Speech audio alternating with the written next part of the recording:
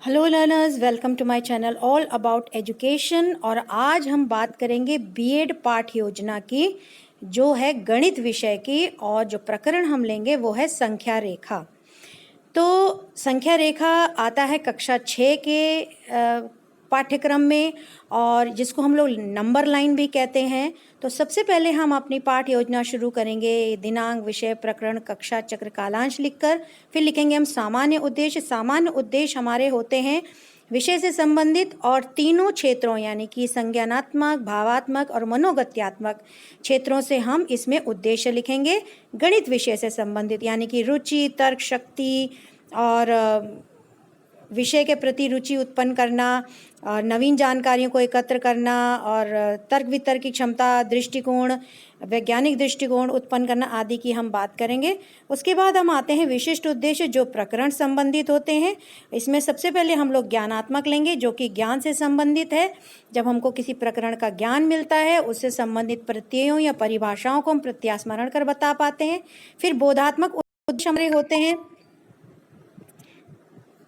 बोधात्मक उद्देश्य में हम बात करते हैं कि किस प्रकार से छात्र जो कॉन्सेप्ट है, जो प्रकरण है, जो हम आज पढ़ा रहे हैं संख्या रेखा, उसके बारे में समझ सकेंगे। जब वो समझेंगे तभी उसका प्रयोग कर सकेंगे, यानी कि प्रयोगात्मक उद्देश्य। और इस ज्ञान को वो लोग अप्लाई कर पाएंगे। फिर भावात्मक यानी कि रुचि, उत्साह, इन सब को दिखाते हुए वो प्रकरण को समझेंगे। और कौशल यानी कि कुशलता इनके में विकसित होगी कि सवालों को करना, उसको संख्या रेखा में दर्शाना, संख्याओं को आदि। इसके अतिरिक्त हम लोग यहाँ पे लिख रहे हैं सहायक सामग्री, जो कि चार्ट पेपर हो सकता है, श्यामपट्ट हो सकता है, जिसपे भी हम कोई अपने प्रकरण संबंधी दर्शाते हैं चीज़ों को। फिर पूर्व ज्ञान यानी कि संख्या रेखा के बारे में जो भी सामान्य जानकारी रखते हैं। उसके बाद आता है प्रस्तावना प्रश्न, इंट्रोडक्टरी क्वेश्चंस, जहाँ पे हम प्रकरण को प्रस्तावित करेंगे, प्रकरण को इंट्रोड्यूस करेंगे और हम उसके पूर्व ज्ञान से संबंधित प्रश्न करते हैं। तो ये 5 प्रश्न जो आप देख रहे हैं पूर्व ज्ञान संबंधित है।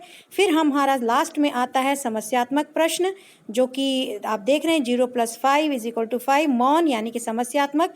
और समस्यात्मक का हम उत्तर देंगे। उत्तर देने के बाद हम प्रकरण के बारे में जिक्र करेंगे कि आज इसके बारे में हम विस्तार पूर्वक अध्ययन करेंगे।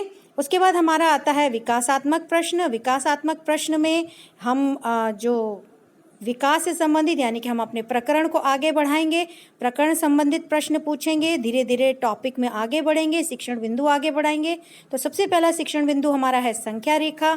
संख्या रेखा में हम आप देख ही रहे हैं बहुत ही जनरल क्वेश्चन हमने सामने रखे हैं, बच्चे जवाब दे पाएंगे। प्रश्नोत्तर विधि है।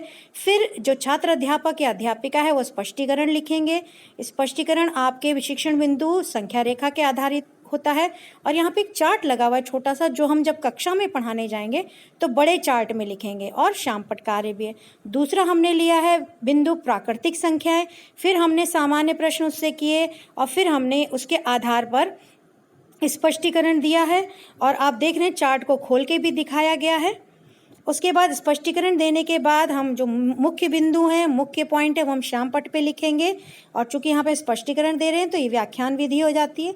तीसरा टीचिंग पॉइंट है हमारा पूर्ण संख्याएं।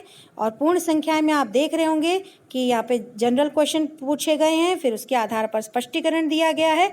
और फिर स्पष्टीकरण के कुछ मुख्य बिंदु हम बोर्ड पे भी ले जाएंगे। फिर परवर्ती संख्याओं के बारे में बात करेंगे। फिर सामान्य क्वेश्चन पूछा है कि 10 में 1 जोड़ने पर क्या आता है, ये सब बच्चे बता देते हैं। उसके बाद स्पष्टीकरण देंगे और उसके कुछ मुख्य बिंदु श्यामपट्ट पे ले जाएंगे।